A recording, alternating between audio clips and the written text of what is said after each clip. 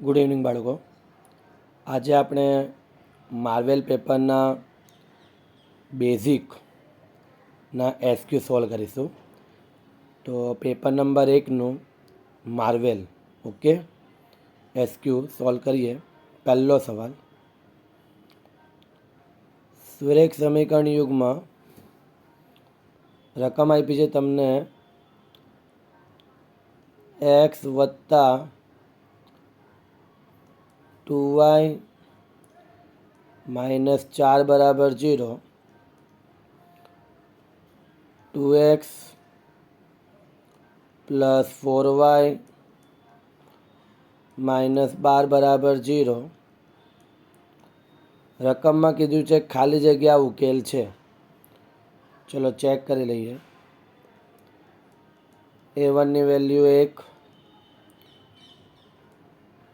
b1ની value 2, c1ની value minus 4. પહેલાં સમીકરણ પરથી લખી દીધું આપણે સહગુણકો. ચલો a2 બરાબર 2, b2 બરાબર 4, c2 બરાબર માઇનસ 12.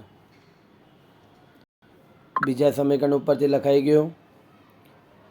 ચલો ચેક કરી લેવાનું છે. a1 અપોન a2 બરાબર b1 અપોન b2 બરાબર c1 અપોન c2. a1ની વેલ્યુ 1 છેદમાં a2 2, b1ની વેલ્યુ 2 છેદમાં b2 4, c1ની વેલ્યુ માઇનસ 4 છેદમાં c2 માઇનસમાં 12. સાદુરૂપ આપી 1/2 બરાબર 2 એકા 2 ને 2 દુ 4 એટલે 1/2. 4 એકા 4 ને 4 તાલી 12, માઇનસ માઇનસ ગયા તો 1/3 આવે, જે સરખું ન કહેવાય એટલે ઇઝ નોટ ઇક્વલ ટુ. તો શરત તમારી જે બને છે એ કંઈક આ રીતની બનશે. a1 upon a2 is equal to b1 upon b2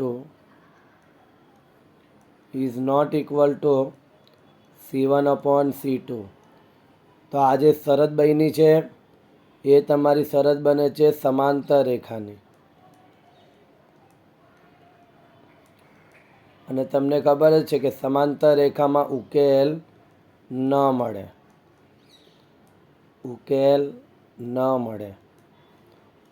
તો ઓપ્શન આવશે ડી ઓપ્શન, ઉકેલ ન મળે. અને સાથે સાથે તમને એક હજુ ઓપ્શન આપ્યો છે સી, જો શૂન્ય છે તો આ બંને ઓપ્શન તમારા જવાબ કહેવાય. બરાબર, શૂન્ય છે એનો મતલબ કે ઉકેલ ન જોઈ. ઓકે, એટલે 2 ઓપ્શન આવશે તમારા જવાબ, શૂન્ય અને ઉકેલ નથી. ચલો ત્યાર પછી બીજો સવાલ.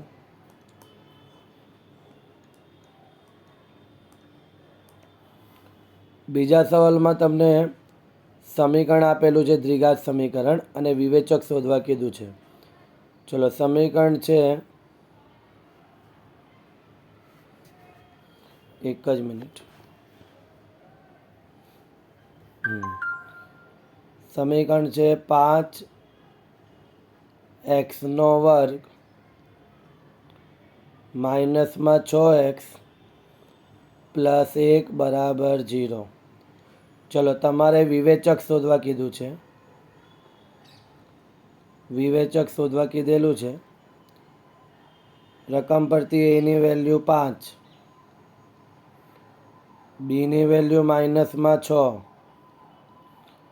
સીની વેલ્યુ 1. વિવેચકનું સૂત્ર ડી બરાબર b² માઇનસ 4ac. ડી બરાબર બીનો વર્ગ એટલે -6 આખાનો વર્ગ -4, એની વેલ્યુ 5, સીની વેલ્યુ 1. -6નો વર્ગ 36, માઇનસ 4 × 5 = 20, 20 એકા 20. તો 36માંથી 20 જાય તો +16 આવે, તો ઓપ્શન આવશે તમારો એ ઓપ્શન. ત્રીજો સવાલ,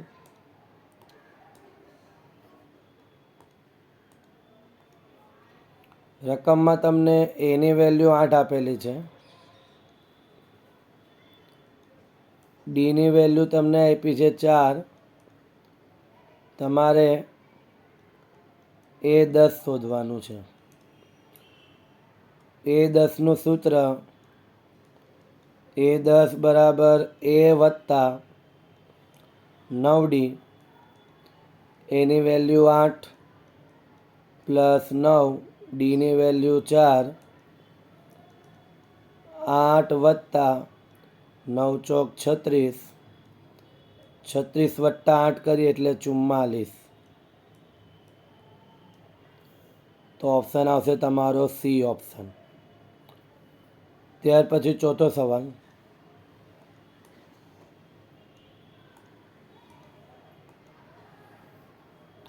બિંદુ આપેલો છે તમને 4 અને 5 નો એક્સ અક્ષથી લંબ અંતર શોધવા કીધું છે. એક્સ અક્ષથી લંબ અંતરનું સૂત્ર એટલે માનાંકમાં વાયનો યામ. ચલો, આ તમારો એક્સ યામ છે, આ વાય યામ છે. તો માનાંકમાં વાયનો યામ એટલે માનાંકમાં 5, માનાંકમાં 5ની કિંમત 5 મળે, માટે ઓપ્શન આવશે સી. ત્યાર પછીનો સવાલ, હવે ધ્યાન રાખજો, અહીંયા 0 નથી, આ થીટા છે, ખૂણો. ઓકે, સાઇન થીટા બરાબર કોસ થીટા, થીટા બરાબર ખાલી જગ્યા થાય આવું કીધું છે. ચલો, સાઇન થીટા, આ કોસ થીટા અને છેદમાં લાવી દો નીચે, તો છેદમાં કોસ થીટા બરાબર પદ છેદમાં આવી જાય તો એની જગ્યાએ બચે 1. સાઇન થીટાના છેદમાં કોસ થીટા એટલે બની જાય ટેન થીટા બરાબર 1. ટેન થીટા બરાબર ટેન થીટાના કોષ્ટકમાં 1 ક્યારે આવે, તો કે tan 45ની કિંમત કહેવાય 1. tan ગયા તો થીટા બરાબર આન્સર આવ્યો 45, ઓપ્શન બી. ત્યાર પછી નંબર 6, તમને સિગ્મા FIXI આપેલો છે 144, સિગ્મા FI આપેલો છે 50. ચલો, એક્સ બાર શોધવાનું છે. એક્સ બારનું સૂત્ર સિગ્મા FIXI ના છેદમાં સિગ્મા FI, 144 ના છેદમાં 50, 144 ને 50 વડે ભાગીએ તો તમને મળી જાય 2.88, એટલે કે ઓપ્શન ડી મળશે. ઓકે, ચલો ત્યાર પછીના સવાલ,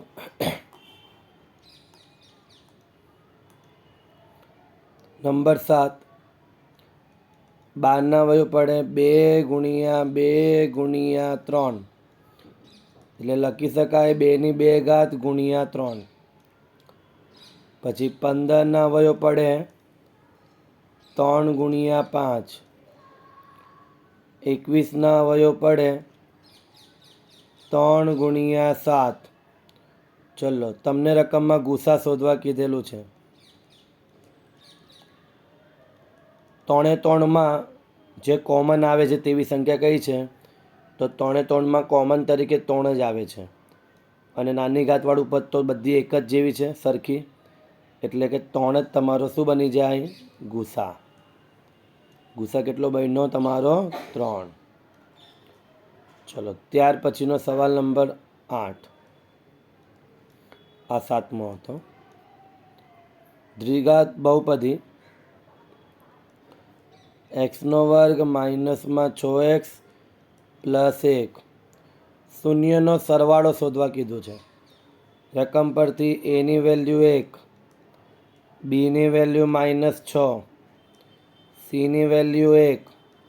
ચલો શૂન્યનો સરવાળો કીધો છે એટલે સૂત્ર આલ્ફા વત્તા બીટા બરાબર -b/a માઇનસ કાઉન્સમાં બીની વેલ્યુ -6, એની વેલ્યુ 1, માઇનસ માઇનસ થઈ જાય પ્લસ, પ્લસ 6/1 એટલે જવાબ આવે 6. શૂન્યનો સરવાળો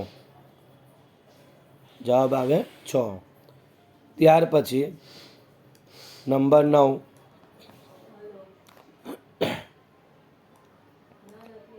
નંબર 9માં P ઓફ A બરાબર 0.62 આપ્યું છે. તમારે P ઓફ A બાર શોધવા કીધું છે. પૂરક ઘટનાનું સૂત્ર P ઓફ A વત્તા P ઓફ A બાર બરાબર 1. P ઓફ A ની value 0.62 plus P of A બાર બરાબર 1. P ઓફ A બાર બરાબર 0.62 જમણી બાજુ પર જાય તો માઇનસ થઈ જાય, તો P ઓફ A બાર બરાબર 1માંથી 0.62 જાય તો તમને જવાબ મળી જાય 0.38. 0.38. ચલો ત્યાર પછીનો સવાલ. તમને આકૃતિ આપેલી છે અને સાઇન થીટાની કિંમત શોધવા કીધી છે. ચલો સાઇન થીટાનું સૌથી પહેલાં તો સૂત્ર શું આવે તો કે સામેની બાજુ છેદમાં કર્ણ. હવે તમે ધ્યાનથી જો કે થીટા તમારો સી પર છે તો સામેની બાજુ થઈ જાય AB, પાસેની બાજુ થઈ જાય BC અને કર્ણ બની જાય AC. તો સામેની બાજુ એટલે AB છેદમાં કર્ણ એટલે AC. તો જવાબ આવી ગયો AB/AC. ત્યાર પછી વર્તુળને વધુમાં વધુ ખાલી જગ્યા સમાંતર સ્પર્શક હોય, 2 સમાંતર સ્પર્શક હોય. નંબર 12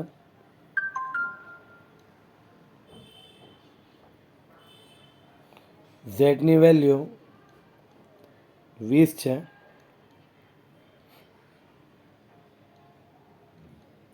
એક્સ બારની વેલ્યુ 50 છે, એમ શોધવા કીધું છે. સૂત્ર છે z બરાબર 3m - 2x બાર, ઝેડની વેલ્યુ 20, 3m - 2 એક્સ બારની વેલ્યુ 50,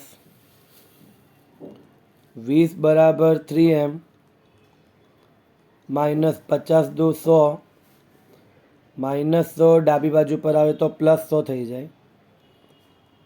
20 વત્તા 100 બરાબર 3m, 100 વત્તા 20 120 બરાબર 3m. ગુણાકારનો 3 છેદમાં જાય, 120/3 બરાબર m. 40 તાલી 120 માટે m બરાબર આવી જાય તમને 40. ત્યાર પછી શૂન્યેતર સમય સંખ્યા અને અસમય સંખ્યાઓનો ગુણાકાર અને ભાગફળ સમય હોય છે, વિધાન ખોટું આવે. ચલો y બરાબર p ઓફ x નો આલેખ આપેલ છે. p ઓફ x ના શૂન્યની સંખ્યા 1 છે. ધ્યાનથી જો અહીંયા શૂન્યની સંખ્યા તમને 1 જ મળે છે માટે વિધાન સાચું છે. દ્વિચલ સુરેખ સમીકરણ યુગ્મની રેખાઓ સંપાતી છે તો આ સ્થિતિમાં સમીકરણના ઉકેલ અનંત ઉકેલો મળે છે. વિધાન સાચું છે. સંપાતી રેખા હોય તો ઉકેલ અનંત મળે.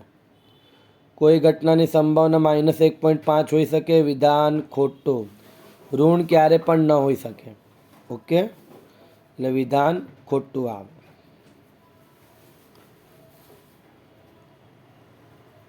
ત્યાર પછીનો સવાલ યાદ રાખજો, ઋણ ક્યારે પણ ન હોઈ શકે. નંબર 17, સામાન્ય તફાવત તમને શોધવા કીધેલો છે સમાંતર શ્રેણી પરથી. ડી બરાબર બીજા પદમાંથી બાદબાકી કરવાનું પહેલું પદ, -1 +5, 5માંથી 1 જાય તો 4, તો સામાન્ય તફાવત તમને મળી ગયો 4. નંબર 18,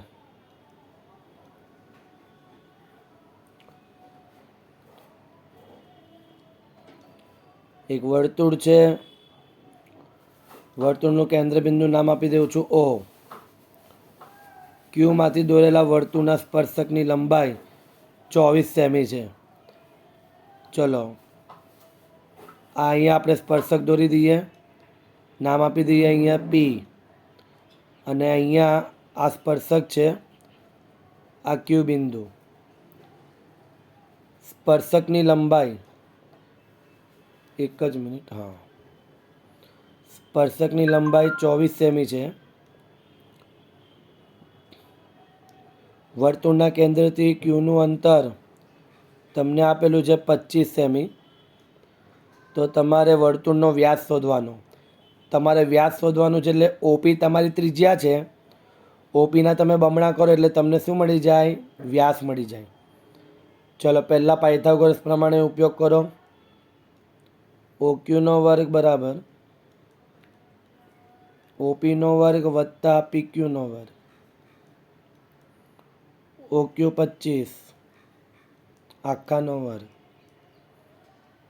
OP સ્ક્વેર, PQ 24 આખાનો વર્ગ, 25નો વર્ગ 625 બરાબર OP સ્ક્વેર, 24નો વર્ગ 576 પ્લસ 576 ડાબી બાજુ પર જાય તો માઇનસ થઈ જાય. 625 - 576 બરાબર OPનો વર્ગ. 625માંથી 576 જાય તો 49 બચે બરાબર OPનો વર્ગ. વર્ગ સામે જઈને વર્ગમૂળ બની જાય. વર્ગમૂળમાં 49 બરાબર OP, તો OP બરાબર વર્ગમૂળ 49ની વેલ્યુ થઈ જાય 7. તો તમને આ ત્રિજ્યા મળી છે. ત્રિજ્યા તમને કેટલી મળી છે? 7 સેમી. તમારે શોધવાનો છે વ્યાસ. તો વ્યાસ બરાબર 2 ગુણ્યા બની જાય ત્રિજ્યા. ત્રિજ્યાની બમણી કરીએ એટલે વ્યાસ બને 2 ગુણ્યા 7, 7 દુ 14 સેમી. 14 સેમી આનો જવાબ આવશે. 14 સેમી. ત્યાર પછી પ્રયોગની તમામ પ્રાથમિક ઘટનાઓનો સંભાવનાનો સરવાળો 1 થાય. 10 અને 25ની મધ્ય કિંમત. સૂત્ર છે જ અધસીમા વત્તા ઉધ્વસીમા આખાના છેદમાં 2. 10 અને 25 35 છેદમાં 2. 35ને 2 વડે ભાગો એટલે 17.5. આ તમારો જવાબ મધ્ય કિંમતનો 17.5. થીટા ખૂણાવાળા વૃત્તાંશના ચાપની લંબાઈ, લઘુ ચાપની લંબાઈ પાયા થીટાના છેદમાં 180. વર્તુળનો પરિઘ 2πr. 21માં ઓપ્શન સી, 22માં ઓપ્શન એ. ત્યાર પછી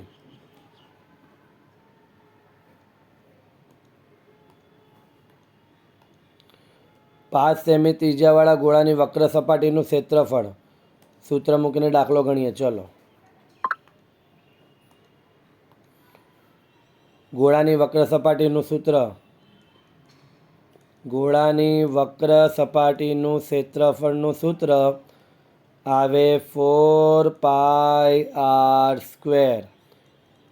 4 ગુણ્યા પાઈ ગુણ્યા, ચલો ત્રિજ્યા કેટલી લેવાની છે? 5 સેમી, તો 5 આખાનો વર્ગ.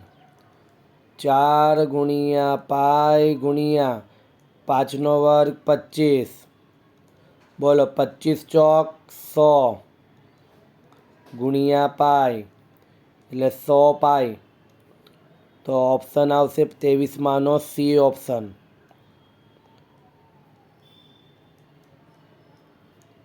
C option. નંબર 24મો શું કહે છે? ત્રિજ્યા 5 સેમીની છે, ઊંચાઈ 8 સેમીની છે. નળાકારનું ઘનફળ શોધવા કીધું છે. નળાકારનું ઘનફળનું સૂત્ર πr²h.